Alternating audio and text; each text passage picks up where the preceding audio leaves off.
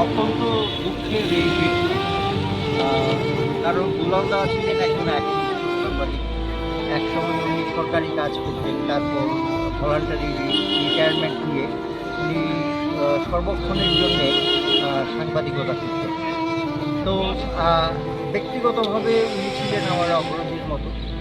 এছাড়া ওনার বাড়িটা প্রেস ক্লাবের ঠিক উল্টো দিকে হওয়াতেই বেশিরভাগ সময় উনি আমাদের প্রেস ক্লাবে থাকতেন এবং উনি ছিলেন একনিষ্ঠ পড়ুয়া। এখানে যে কাগজ ইত্যাদি করতেন, আবার অনেক